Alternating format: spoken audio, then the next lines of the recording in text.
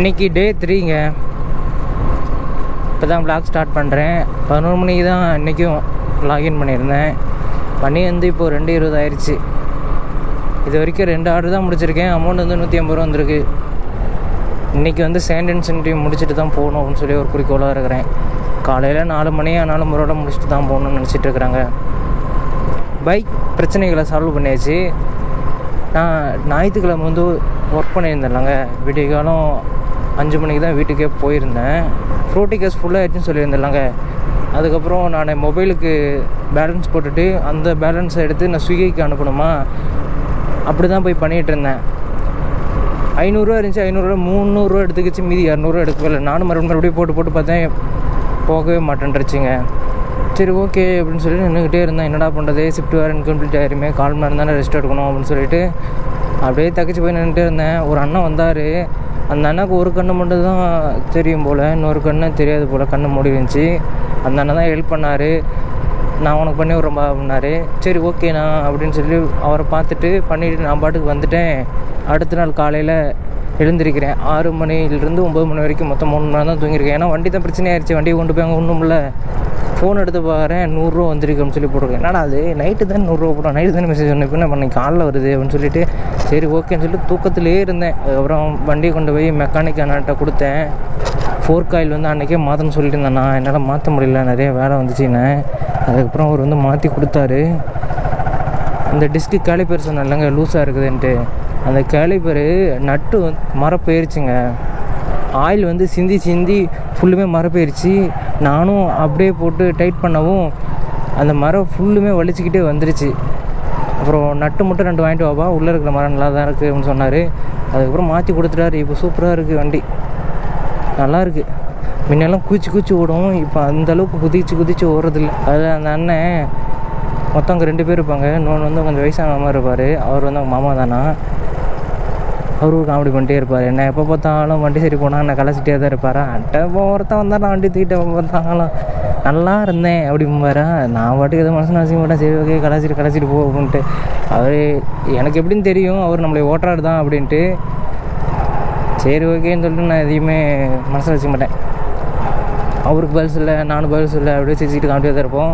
அப்போ தான் ஒன்று சொன்னார், அண்ணா நான் உங்ககிட்ட ஆயில் சீல் வந்து 2 தான் வாங்கி கொடுத்தேன், இங்கே மொத்தம் 4 இருக்குது, 2 எப்போ நெக்ஸ்ட்டாக வந்துச்சு அப்படின்னு சொல்லி கேட்டேன். இந்தா இருக்குப்பா ஆயில் சீலு அப்படின்னாரா.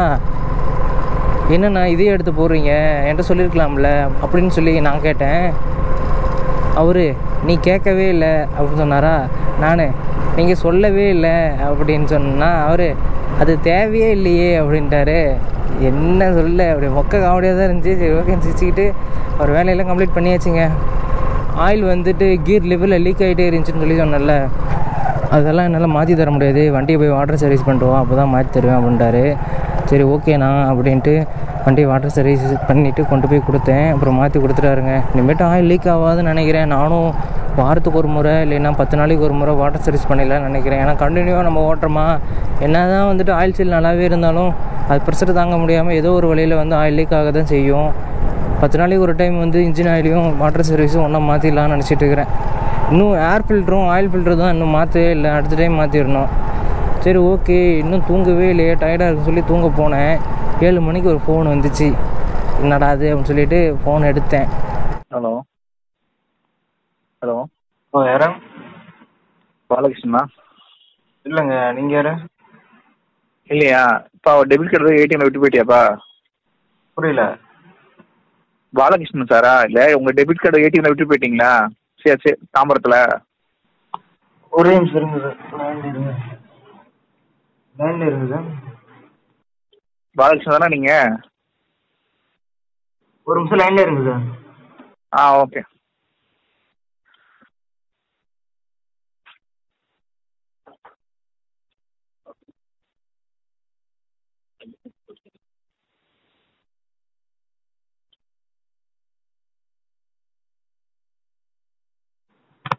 ஹலோ ஹலோ சொல்லுப்பா. ஆமாம் சார், மிஸ் ஆகிருக்கு சார் ஏடிஎம். அது ஏடிஎம்ல செகண்ட் மிஷினில் இருந்துச்சு. தானா? ஆமாம் சார். நீங்க ஆமா போன் பண்ணி யாருன்னு கேட்டா யாரு இல்ல என்ன அவ்வளவு என்ன பயப்படுறீங்க போன் பண்ணி கேட்டா? ஏன் ராங் கால் வருது அதனாலதான் சார். ராங் கால இல்லப்பா, பேர் கரெக்டாங்க ஆமான்னு சொல்லி ஏதாவது சொல்லலாம் இல்லையா? அப்படி சொன்னீங்கன்னா அப்புறம் யாரு என்ன பண்ணுவாங்க? ஏடிஎம் கார்டு எங்க இருக்கு வீடு உங்களுக்கு? இல்ல சார், எங்கேயும் கொடுக்கல. நான் வந்துட்டு ஸ்விக்கி ஓட்டிட்டு இருந்தேன். ஸ்விக்கில வந்துட்டு டியூட்டி ஸ்டாப் ஆயிருச்சு. 1 மணி வரைக்கும் புக் பண்ணியிருந்தேன். அதனால நான் பேமெண்ட் கட்ட போனேன். என்னால சரி ஆமாப்பா, உன் கார்டு ஆக்சுவலா நீ பேமெண்ட் கட்டு போயிட்டு நீ கார்டு எடுக்காம போயிட்ட போல இருக்கு. உன் கார்டு ஒன்னு ஏடிஎம் மேல இருந்தது கார்டு. Okay sir. இப்போ எங்க இருக்கு வீடுனா? நான் தாம்பரம் ஏடிஎம் இருக்குல்ல? இல்ல சார், நான் தாம்பரம் வரது இப்போ வரேன். நான் இங்க பார்க்கிறேன். அதனால இப்போ நான் ஒரு 1/2 hour இங்க இருப்பேன். Okay sir. கொஞ்சம் வந்து வாங்கிக்கோ. அப்படி இல்லைன்னா நான் ஃபோன் எடுத்துட்டு பாலகிருஷ்ணனா அப்படின்னு சொல்லி கேட்டாங்களா? என்னடா நம்ம போய் சொல்கிறாங்க அப்படின்னு சொல்லிட்டு, அப்படிலாம் இல்லைங்க யாரும் இல்லை அப்படின்னு சொல்லி சொன்னா, அப்படிங்களா ஏடிஎம் கார்டு வந்துட்டு இங்கே மிஷின்லேயே இருந்து போச்சு, அதை பார்த்துட்டு தான் உங்களுக்கு கால் பண்ணியிருக்கேன், ஹெல்ப் பண்ண தான் கால் பண்ணாரா? அப்படியா, இருங்க பார்க்குறேன் அப்படின்ட்டு.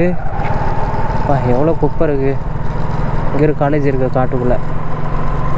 இங்கெல்லாம் வந்துட்டு எந்த காலேஜும் மெயின்லேயே இல்லைங்க, எல்லாமே வந்து காட்டு சைடில் தான் இருக்குது. ஏடிஎம் எடுத்து செக் பண்ணி பார்த்தேன், உள்ளே பார்த்தா ஏடிஎம் இல்லை. ரொம்ப ஷாக் ஆகிடுச்சு. என்னடா அது, என்ன மைண்ட் செட்டில் நம்ம வந்தோம், நம்ம என்ன மைண்ட் செட்டில் இருக்கிறோம், ஒன்றுமே இல்லாமல் கண்ட்ரோலே இல்லாமல் இருந்திருக்கோமே அப்படின்ட்டு அவர்கிட்ட சொன்னேன். இது மாதிரி என்னது தான் சார் அப்படின்னு சொல்லி சொன்னேன். ஃபஸ்ட்டு கேட்டப்போ பாலகிருஷ்ணன் இல்லவே இல்லைண்ணே அப்படின்னு சொல்லி சொன்னாங்களா? இல்லை சார், ராங்கால் நிறையா வருது அதனால தான் சொல்லி சொன்னேன். சரி ஓகே, இங்கே ஒரு 1/2 hour தான் இருப்பேன், வந்து வாங்கிட்டு போ அப்படின்னு சொன்னார். நானும் வண்டி எடுத்துகிட்டு வேகமாக போனேன். வேகமாக போயிட்டு அவரையும் பார்த்துட்டு ஏடிஎம் கார்டு வாங்கிட்டேன். எப்படி சார் கண்டுபிடிச்சிங்க அப்படின்னு சொன்னேன். நான் வந்து எஸ்பிஐயோட ஸ்டாஃபுப்பா, இந்த நம்பர் போட்டாவே உன் அட்ரஸ் எல்லாமே வந்துடும் அப்படின்னாரு. ரொம்ப தேங்க்ஸ் சார்னு சொல்லிவிட்டு, பரவாயில்ல நீங்கள் கொடுத்துட்டீங்க, இல்லைன்னா நான் இதுக்கு அப்ளை பண்ணி அதுக்கு ஒரு 10 நாள் வெயிட் பண்ணி அதை சேலத்துலேருந்து மறுபடியும் சென்னை வரணும், ரொம்ப கடுப்பாயிரும், என்னால் ஸ்விக்கி ஓட்டவே முடியாது, சும்மா ஃப்ளோட்டிங் ஃபுல்லாகிடும், அப்போ வந்து ஸ்விக்கிக்கு வந்து டெபாசிட் பண்ணிக்கிட்டே இருக்கணும் அப்படின்னு. சரிப்பா அப்படின்ட்டாரு. அப்புறம் போயிட்டார். போகும்போது அவர் பார்த்தனா, அவருக்கு ஒரு கையுமே இதாகாது போல், ஒரு கையுமே அவருக்கு வந்துட்டு ஆக்டிவ் ஆகாது போல், காலுமே சரியாக நடக்க மாட்டுறாரு, நொண்டி தான் நடக்கிறாரா. பார்க்கும்போது கஷ்டமாச்சு, என்னடா இப்படிப்பட்ட மனுஷனுக்கு இப்படி ஒரு குறையா அப்படி நினச்சிட்டு அங்கே போய் நின்னார் ஓரமாக. எதுக்குறா அவர் போய் அங்கே போய் நிற்கிறாரு அப்படின்னு சொல்லிட்டு கிட்ட போனேன். வாங்க சார், என்னாச்சு இங்கே நிற்கிறீங்க அப்படின்னேன். ஆட்டோக்கோசரம் வெயிட் பண்ணுறேன்ப்பா அப்படின்னாரு. சரி சார், நீங்கள் பரவாயில்ல வண்டியில் உட்காருங்க, நான் உங்கள் வீட்டில் போய் விட்டுறேன் அப்படின்னேன். தாம்பரத்தில் ஆட்டோ ஆஃபீஸ் கொஞ்சம் பேக் சைடு இருந்தார். அது தெரியும் சார், பரவாயில்ல, நான் அது வழியாக தான் உங்கள் வீட்டுக்கு போவேன், அப்படியே விட்டுட்டு போகிறேன் அப்படின்னு. அப்புறம் போயிட்டு கொஞ்ச நேரம் கான்வர்சேஷன் போட்டுட்டு சரி ஓகேன்னு வந்துட்டாங்க. ரொம்ப கவலையாக போச்சு, என்ன ஒரு மைண்ட் செட்டே இல்லாமல் இருக்குமேன்ட்டு. அன்றைக்கி நான் ரொம்ப நேரம் வேலை செஞ்சுட்டேன், இல்லைன்னா தெளிவாக இருந்திருப்பேன். ரொம்ப டயர்டாக இருந்தேன், ரொம்ப தூக்கமாக இருந்துச்சா, அதுதான் விட்டுட்டு வந்தேனே தெரியல. இது வந்து 2வது டைம். இன்னொரு ஏடிஎம் இருந்துச்சு, அந்த ஏடிஎம் 5 வருஷமாக வச்சுருந்தேன், அப்போல்லாம் எந்த பிரச்சனையுமே இல்லை. இப்போ புதுசாக 5 வருஷம் கழிச்சு ஏடிஎம் இருந்துச்சு, இப்போ தான் அப்படி ஆகிட்டே இருக்குது. செம்மையாக இருக்குல்ல வயல், நைட்டில் பார்க்கும்போது இன்னும் அழகாக இருக்குங்க. இந்த வாரம் எப்படியும் ஒரு நாள் லீவ் வரும்னு நினைக்கிறேன், ஞாயிற்றுக்கிழமை. இந்த வாரமா அடுத்த வாரமானு தெரில. டென்டல் ஹாஸ்பிட்டலில் கூப்பிடுவாங்க, போய் தான் ஆகணும். நான் என்ன நினைக்கிறேன், 28ஆம் தேதியிலிருந்து மாதம் 10ஆம் தேதி வரைக்கும் லீவே போடாமல் போகலாம். ஏன்னா அப்போ தான் எல்லாத்துக்கும் சம்பளம் போடுவாங்க, ஆர்டரும் நல்லா வரும் அப்படின்னு நினைக்கிறேன். நடுவில் இப்படி சின்ன ப்ராப்ளமாக வந்துடுது. நேற்று ரொம்ப கஷ்டமாக போச்சுங்களா. நேற்றுலாம் செம்ம ஆர்டர் வந்திருக்கும். என் ஃப்ரெண்டுகிட்ட எவ்வளோ எடுத்தாலும் கேட்கவே இல்லை. என்னால் ஒன்றுமே முடியல, அதனால தான் லீவே போட்டாச்சு. அடுத்த டைம் வந்து லீவே போடாமல் போகலான்னு நினச்சிட்ருக்கேன். இதுக்கு மேலே 2000 ரூபா 1800 ரூபா அப்படி தான் வரும். சும்மா நம்ம டச்சப் மட்டும் பண்ணால் போதுங்க அமௌண்ட்டு. செம்ம கிளைமேட்டுங்க, அப்படியே செவந்து போயிருக்கு. 6 ஆகுது இல்லை, நமக்கு நல்ல ஆர்டரு. இது வரைக்கும் நல்லா தான் ஆர்டர் போட்டிருக்கோம். அமௌண்ட் வந்து 574 ரூபா வந்திருக்கு. 11 ட்ரிப்பு முடிச்சிட்டோம். 2வது இன்சென்டிவ் முடிச்சுட்டு தான் போகணும். 2வது இன்சென்டிவ்க்கு இன்னும் 18 ஆர்டர் இருக்குங்க. என்ன அப்படி 2 பேரும் ஏன்ட்ட வந்து பார்த்துட்ருக்குறீங்க? கேமரா நோண்டிட்டு இருந்தால் வந்து வண்டியை முட்டுதுங்க 2 பேரும். 2 பேரும் என்னையே வெறிக்கி பார்க்க, நான் அதை பார்க்க, ஒரே ஜோறு தான் போ. அவ்வளோ காட்டில் பில்லு இருக்குது, அதை போய் மேயலாம்ல. வேறு ஏதோ நோக்கத்துக்கு வந்துருக்குதுங்க, என்னையே வரைக்கும் பார்த்துட்ருக்கு. எதாவது சாப்பிட கொடுப்பான்னு நினைப்பாங்களோ, அதுதான் அவள் முடிவு பண்ணிடுச்சு. நீ கிளம்ப, அவன் எதுவும் தரமாட்டான். ஏய்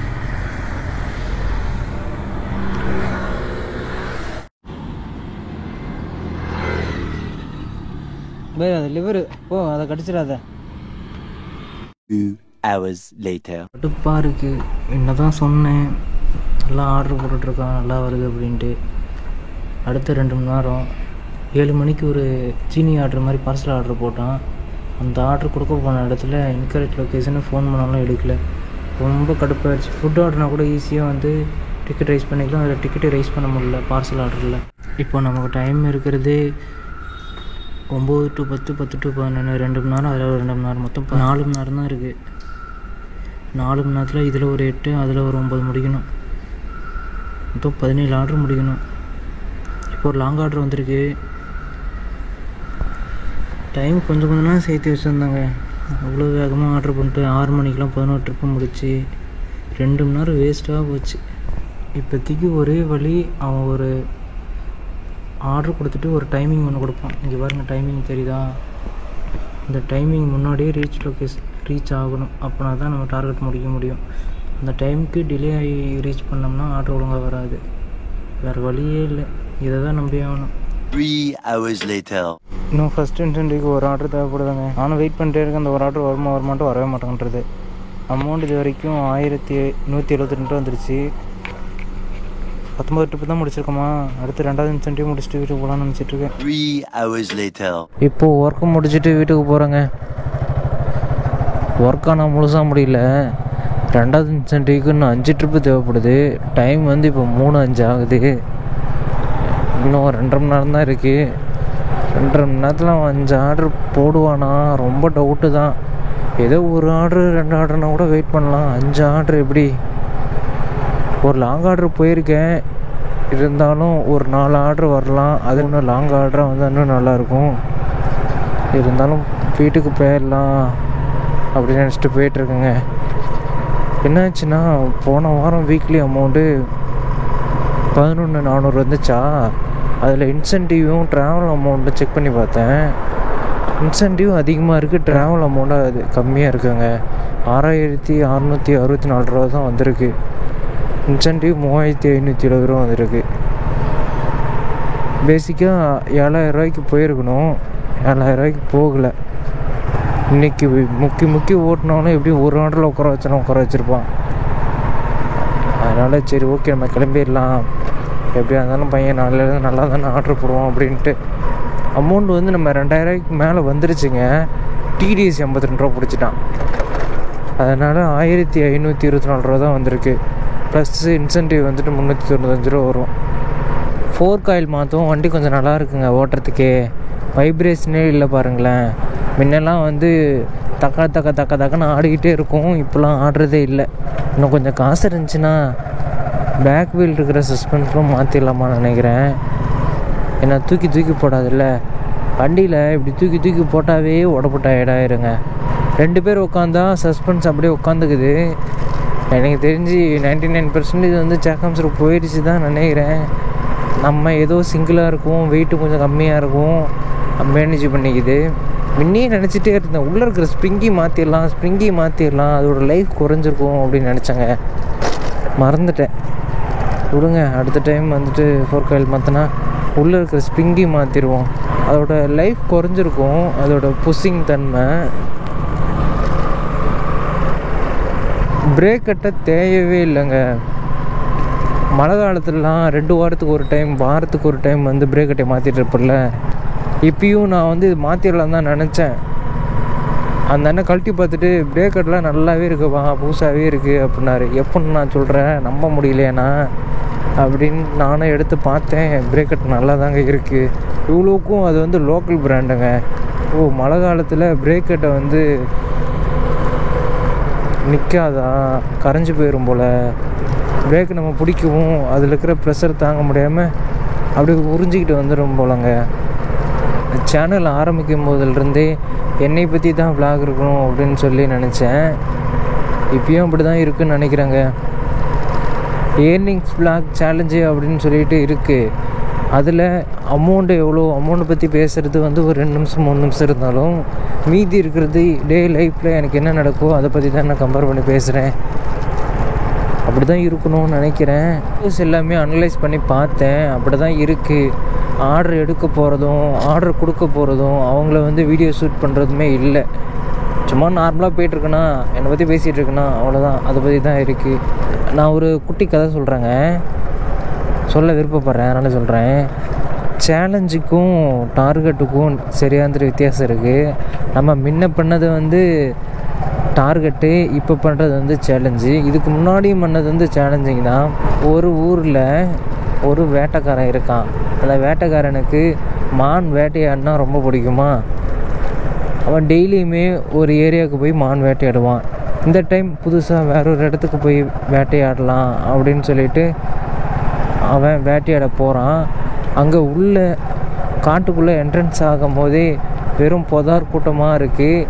அந்த தடையெல்லாம் தாண்டி தான் போகணும். அங்கே கொஞ்சம் கொஞ்சம் வழியும் இருக்குது. இருந்தாலும் இவன் இந்த ஸ்ட்ரகிள்லாம் தாண்டி போகணும். அந்த இடத்துல இருக்கிற மான் இவன் ஏற்கனவே வேட்டையாடலை.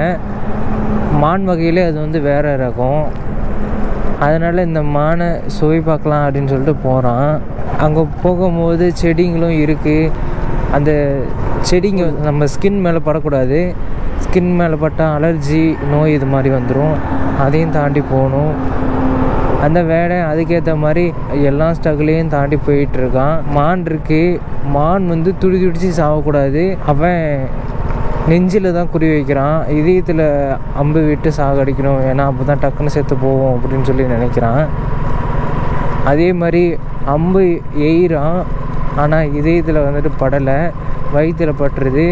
இருந்தாலும் அது கொஞ்சம் உசுரோடு இருக்குது. துடிச்சு தான் அதுவும் இறக்குது. ஓகேங்களா, இது ஒரு கதை, குட்டி கதை. இதில் மொத்தம் 2 விஷயம் இருக்குது, சேலஞ்சுக்கும் டார்கெட்டுக்கும். ஃபஸ்ட்டு சேலஞ்சு, அந்த இடத்துல அந்த காட்டுக்கு போகிறான்னு சொன்னாலங்க, அந்த புல்வெளி செடி, நான் மொத்தம் 2 விஷயம் தான் சொன்னேன். நிறைய ஸ்ட்ரகிள்லாம் இருக்கும். இப்போது அந்த ஸ்ட்ரகிளை தாண்டி போகிறானா, ஸ்ட்ரகிளுக்கு இன்னொரு வாரத்தை வந்து சவாலுக்கு மீனிங் சேலஞ்சு. அந்த சவாலை எதிர்கொண்டு தான் போகணும். பல தடைகள் வரும், பல தடைகளையும் தாண்டி தான் போகணும். அங்கே போய் மானை வேட்டையாடுறான். அந்த வேட்டையாடும் போது என்ன நினைக்கிறான், அவன் இதயத்தை நோக்கி அம்பு எய்ம் பண்ண பார்க்குறான். அது வந்து டார்கெட்டு. ஓரளவுக்கு அவன் டார்கெட்டு அதை தான் பண்ணணும்னு முக்கியமாக அவன் நினைக்கிறான். பார்த்தா ஆனால் வயிற்றில் குத்திடுது. இதுதான் டார்கெட்டுக்கும் சேலஞ்சுக்கும் உள்ள வித்தியாசம். சேலஞ்சுக்கான மீனிங், எத்தனை தடைகள் வந்தாலும் போக வேண்டிய வழியை திருத்தமாக குறையில்லாமல் அந்த இடத்த அடைஞ்சிடணும். 3 மணி ஆகுதா, 3 to 3 6, அதுக்கப்புறம் 3 9, மொத்தம் 6 மணி நேரம் தூங்குவேன். அதுக்கப்புறம் ஒரு 2 மணி நேரம் இருப்பேன். அந்த 2 மணி நேரம் வந்து மொபைல் யூஸ் பண்ணுறது, மற்ற அதர் ஆக்டிவிட்டிஸ் செய்யறதுக்கோசரம் அதை யூஸ் பண்ணிப்பேன். இருந்தாலும் அந்த 2 மணி நேரம் தூக்கம் வந்துச்சுன்னா தூங்கிடுவாங்க. இன்றைக்கி என்ன பண்ணேன்னா, 2 நாளாக சரியாக தூங்காததுனால 11 மணிக்கு தூங்கினேன். தூங்கிட்டு விடியகாலம் 5:30 எழுந்திரிச்சிட்டேன். முழிப்பு வந்துருச்சு. அதுக்கப்புறம் தூக்க விருப்பமே இல்லை. சரி ஓகே, நம்ம யூடியூப் தமிழில் ரெடி பண்ணுவோன்ட்டு நம்ம மைண்டில் ஒரு ஃபோட்டோலாம் க்ரியேட் பண்ணி வச்சுருக்கோம். ஆனால் அந்த மொபைலில் வந்து கொண்டு வர முடியல. அதுக்கேற்ற மாதிரி சர்ச் பண்ணுற எதுவுமே கிடைக்கல. சரி போ அப்படின்னு சொல்லிட்டு ஏதோதானோன்னு சொல்லிட்டு நான் பாடு எடிட் பண்ணி போட்டுட்டேன். இருந்தாலும் கஷ்டமாக தான் இருக்குது. இன்னும் போக கொஞ்சம் இம்ப்ரூவ்மெண்ட் பண்ணிப்போம்.